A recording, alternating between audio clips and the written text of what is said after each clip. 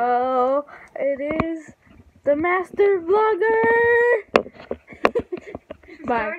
I strike again, bye. Hello, Hey guys, everyone. welcome back to Reflections in the Prayer Recollection. I'm Martha. I'm Anna. I'm Chloe. I'm Anna. I'm Martha. I'm Anna. I'm Chloe. I'm Martha. Today is July 21st, 2020, and we are looking at John 8:21 through 30. Don't ask why we're in this position. Yeah. We can't tell you. That's Secret. government classified. Highly classified secret. All right, are we If we ready? told you, we'd have to kill you. We don't want to do that. And to kill you, we'd have to know what views our videos, and we do not know, so you're gonna have to tell us in the comments. So we can kill you. No, Later. we're not gonna tell you. Okay, you sit up now. Okay, ready? But I don't fit. You sit. Okay, fine. Anna's got it. You're blocking the crucifix. That's one of the important elements of our vlogs. Can you do it? Can you No. make it happen? Move the crucifix. Maybe we should all Scoot this way a little. Okay. Ready? Okay, let's pause for a second. Okay. This is what we ended up with. All right. Here we go. Later Jesus said to them again, I'm going away. You'll search for me, but will die in your sin. You cannot come where I am going. The people asked, is he planning to commit suicide? What does he mean? You cannot come where I am going. Don't say the S word. We'll get demonetized. You can't say that word? I don't know. Oh. Probably not. Oh no. Jesus continued. Not like we get money. Yeah, Yeah. right. You'd have to We're be monetized. not monetized. We're not monetized. So demonetized. We're not even anyway. trying to get monetized. We don't nearly get enough views for that. No. Or enough subscribers. How many subscribers do you need to get money? Okay, A that's lot. another conversation. Jesus continued, You are from below, I am from above. You belong to this world, I do not. That is why I say you will die in your sins, for unless you believe that I am who I claim to be, you will die in your sins. So, He did say that twice, yes. Yeah. and tell them about what the original language said there. He said, unless you believe that I am, like the God I am thing, Mm-hmm. not I am like claim to be. Mm-hmm. Yes, that was what it said. He just says, unless you believe that I am.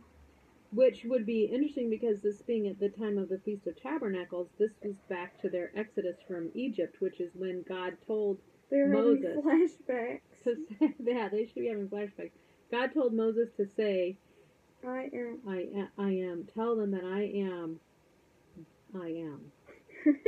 Tell them that. Yeah. Who are you? They demanded.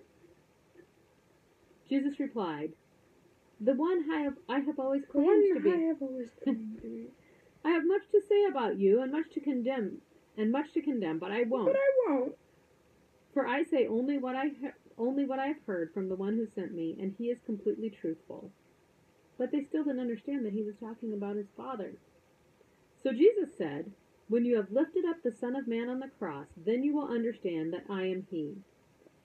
Again, I am. I am. You will understand that I am. Mm-hmm. I do nothing on my own, but say only what the Father taught me. And the one who sent me is with me. He has not deserted me, for I always do what pleases him. Then many who heard him say these things believed in him. I don't make the rules. We don't know. Don't look at me. Don't quite know why. I'm looking at you. Look at me. I don't know. Anyway. Martha, tell them why you think why. That it said. Oh, I was just kind of, hey, would you mind not wiggling that? It's You're distracting ruining our lighting. me a little bit. I was just making up a reason that I don't even know if I believe Wait, what was it. the reason you made up? Didn't The it say thing- in the commentary? No, and I being just- authoritative? No, what? Oh, yeah, it did. What was the reason you made up? The reason I made up is maybe they were like glad to see him slamming on the religious leaders. Maybe they were like, I yeah. didn't really think that they were. They like steal from the widows and stuff. I didn't really think they were. I am a widow and they steal from me.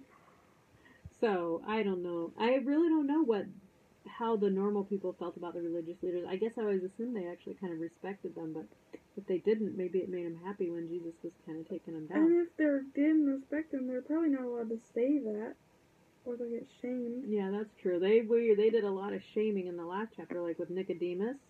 They were mean to him. They were mean to him. They really I mean, if you're mean. not on their team, well, whew, watch out. We have hopes that he'll pull through. So, say the thing about him speaking on his authority. Basically, he's able to be very authoritative because he is speaking God's word, and that is the truth, and he knows that. And so people respected him because he was authoritative and, I guess, confident. Yeah, and his authority came directly from God, that he was completely unified with the Father.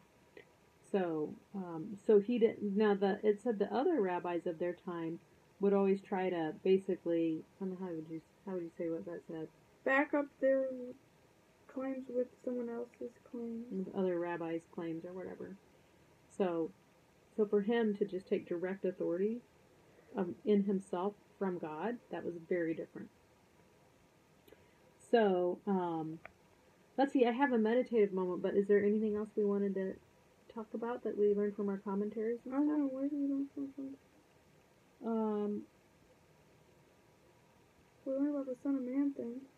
Oh yeah, we did learn about the Son of Can Man you talk thing. about that? Yeah, there's a reference in Daniel. We didn't read the whole section even. We just read the verses that reference it. I think it's Daniel 7, 13, and 14, where Daniel prophesies about the Son of Man. And it's interesting to me because they would have probably, all the rabbis and leaders would have known about the Daniel prophecy. But they also, to them, Son of Man meant human being. Mm-hmm. So nobody met.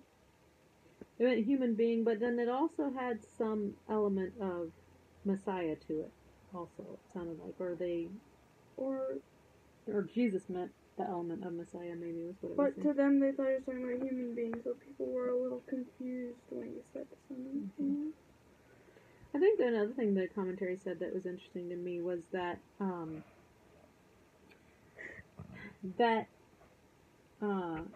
the religious leaders were the people who were supposed to be like taking care of God's religious law and teaching people about it, and kind of the great irony that they were the ones who were most blinded from actually really seeing God when he came in the form of Jesus. That's interesting and sad. Ironic. The ones who were supposed to know about God and understand the prophecies and know when the Messiah was coming, they interpreted the wrong way, and they thought they were going to get a strong warrior king. And instead they got Jesus, the misfit man.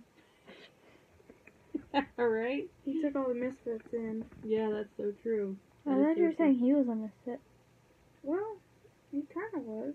People didn't really like him. Anything else we want to hit on before we close out on our thing? I don't know. Okay, well, if anything comes to you, we can do it after we do this part.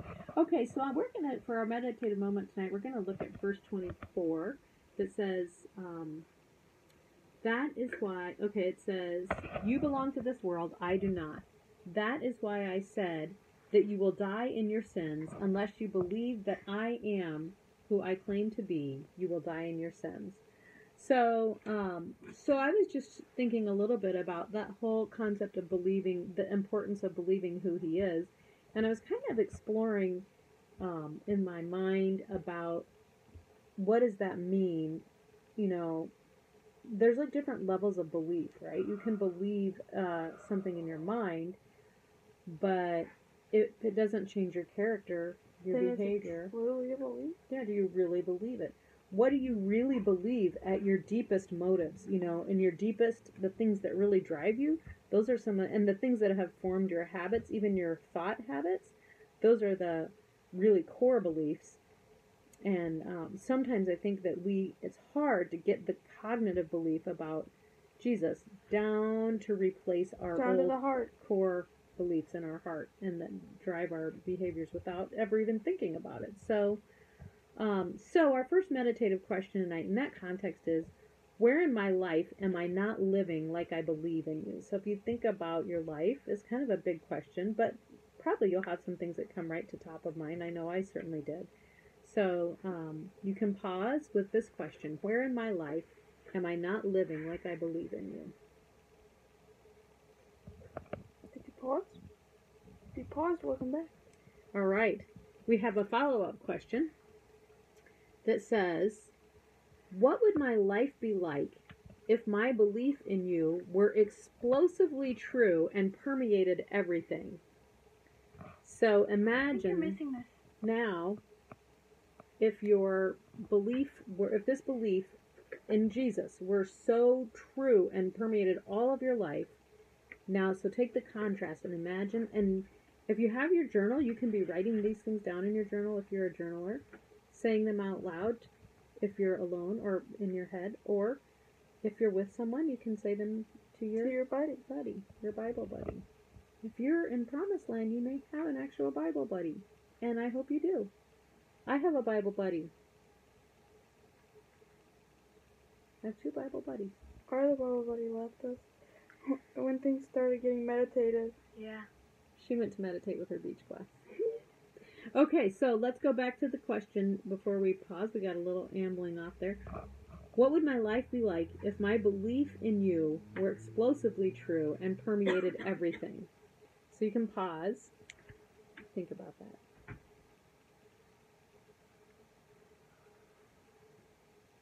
Welcome back. Now, we're going to have a follow-up. This isn't as much of a question as it is an opportunity for you to kind of imagine this out. So what the question just answered, allow yourself to sink in and explore that reality of belief in your mind. So you answered what your life would look like. Now this is kind of a visualizing of that. So imagine your life like that. Just take some time to let yourself picture it. Go through your day. Think about the people you're with. Because the more that you start to spend time assimilating this reality, picturing it, imagining it, wanting it, creating this vision of it in your mind, that's the beginning of the process of bringing it into your life. I think that's what it's been for me. So it takes, we're still going. Okay. So take some time to allow yourself to just envision that and let that imagination sink into you. You can pause now. Welcome back. One last comment on the meditation is to just encourage you to keep your mind to keep coming back to this visualization throughout the day. That again, visualization. You're just nurturing these thought patterns in your mind.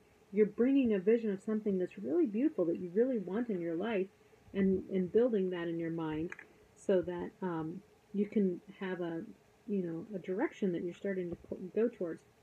So just keep that coming back, maybe throughout the day, maybe tonight when you go to bed, which is obviously going to be soon for us. You saw the big yawns we've been having. I'm so tired right now. She's so tired. So tonight We've when you been go, having early bedtime. yeah. It's like 8:15 right now.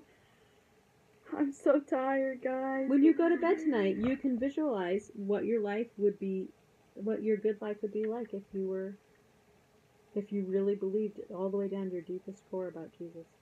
Really won't. I can do that too. Maybe I'll try. You can try. Chloe, you can too. All right, that's all we have today. Thank you for watching our video.